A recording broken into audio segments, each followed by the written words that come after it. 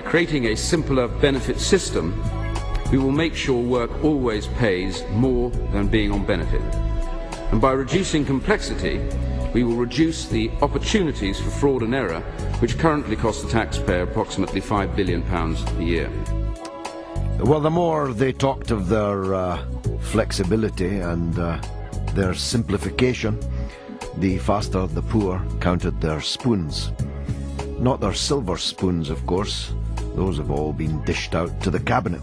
On the very day that Ian Duncan Smith introduced these swingeing changes to the benefits system, it was revealed that 18 of the 24, that's 18 of the 24 members of the British cabinet are millionaires, and most of them are multi-millionaires, which, at the very least, makes it a little difficult for them to walk a mile in the shoes of the poor, including the poor multiple sclerosis sufferers who are now being dragged out of their houses and sent for a medical in order to try and push them into the workplace. One man who's been around Westminster for longer than I can remember, and one of the wisest guys in the Westminster Village, is Nigel Nelson, the political editor of the Sunday People, who's been good enough to join us tonight to help us pick our way through this. Nigel, welcome to the show. Good evening, George. It was quite a momentous day at Westminster when Mr. Duncan Smith got up after he cleared his throat, which he always has to do. How did you rate his performance? Well, I mean, I think that the general principle of what he's doing has got to be right. That it must be right to try and simplify what has become a horrifically complicated benefit system, and it must be right to make working a better bet than a life on benefit. So, in principle, I think it's good stuff. And when it comes down to how Ian Duncan Smith did, I think that after he finished being Tory leader, he did some great work on his Social Justice Commission and produced a document that's one of the finest of that type I think I've ever seen. He's now putting some of those things into practice. The question obviously is, will it work in practice? And that's what we don't know yet. No, it's all designed to save £1 billion, which is kind of knocked into a cocked hat by the £75 billion in uncollected taxes from the richest people in the country, is it not? Yeah, absolutely. And what they should also be doing is clamping down on tax loopholes, and that's something that they need to do as well. But this is not really about saving money. I think that's what you were saying in your introduction a bit earlier. I mean, a lot of this is ideological, and the question really is whether one supports the principle of what he's doing, simplification, making work pay, or one doesn't. Now, I support the principle, but the practice does bother me a bit. Yes, well, let's talk about some of the practices. I've mentioned twice now the kind of fear that's rippling through disabled and sick people in the country as the airwaves and the newspaper columns fill with ire against them as supposedly lead swingers who are work-shy, dodging work, pretending to be ill, and so on. There's a huge drive to get sick and disabled people onto the labour market, as well as people who've been unemployed for a long time. But of course, there aren't any jobs, are there, for such people? And why would employers choose a sick or disabled person or someone who's not worked for some considerable period of time over the people who are already on the dole or the million who are set to join them?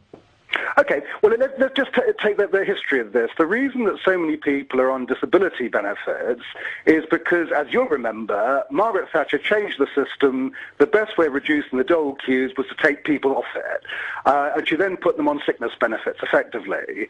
Now, what this Tory government is trying to do is to redress that sort of balance. So, at the moment, yeah, I agree with you that there are going to be the odd person who will fall through the hole. But the first stage is to actually find out who is available and capable of working.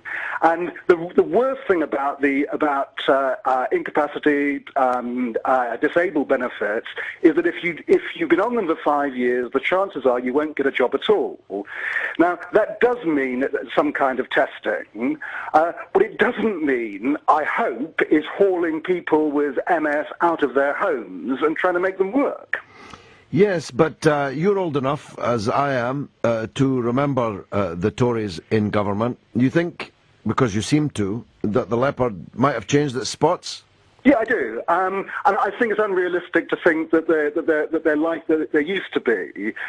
What you've got, and again we have to see if it works, what we actually have is a kind of new politics.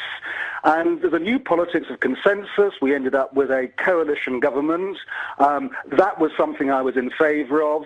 We're getting the kind of indications from Ed Miliband as leader of the Labour Party that he will be a constructive opposition. In other words, that he won't oppose for the sake of it, but he will scrutinise. Now, if genuinely we're in a new politics, that means it is very different from 20-odd years ago when Maggie Thatcher was around. Well, let's talk about how new this politics really is by moving to the other big story of the week, which was, of course, the student revolt over the tripling of tuition fees. Most of the ire of students that I've seen interviewed and read what they've written is reserved, I think, for the Liberal Democrats, who have basically promised student voters in many important university constituencies, including Nick Clegg's own constituency, that they would scrap tuition fees, but have now agreed to a proposal that doubles and even triples those tuition fees. What was the feeling at Westminster, Nigel, amongst Liberal Democrats as they saw this mighty demonstration unfold in London? Well, they're extremely uncomfortable about it because obviously they have been against this kind of increase in tuition fees from Nick Clegg downwards. So it is the most uncomfortable thing for them. Now, when we come to tuition fees, it's not something I like the sound of very much either. I've got a daughter at university, a son in a few years' time who will go there. But if not there, where? We have to actually start saving money if you agree with the idea that money that needs to be saved to try and get our debts down. And so that means everyone's going to have to pay, and that includes students. Now, it's not great, but I don't know quite what the alternative is. Where would that money come from if it doesn't come from students when they start working and paying it back? Well, the mantra of the hour is that we're all in this together. But when 18 of the 24 cabinet members are millionaires, and most of those are multi-millionaires, that's not really true, is it? No, it's not. And you're absolutely right to point that out, that we are run by a bunch of rather rich people. That, in a sense, is unfortunate. I guess that's the way politics is. I mean, one of the things that happens in this country is people who can afford it go into politics. And there's been an argument for some time that MPs aren't paid enough. Not a popular one nowadays. Indeed not. So, to sum up, the Sunday People, traditionally a Labour paper, giving a cautious, qualified, but nonetheless fairly robust vote of thanks, vote of congratulations, thumbs up to Ian Duncan Smith, yeah? We support it in principle. The Sunday People, as you say, was traditionally a Labour paper. A year ago, we became a politically independent paper because we believe in this new politics. So we're in favour of the idea of coalition government. So yes, in principle, we are giving it our support. What we will be doing is looking at the practice of it. And where it goes wrong, we shall report the fact. Nigel Nelson, thanks very much indeed for joining us, political editor of the Sunday People. It's some time since I read it. I thought it was still a Labour paper, but now I realise it's a politically independent paper.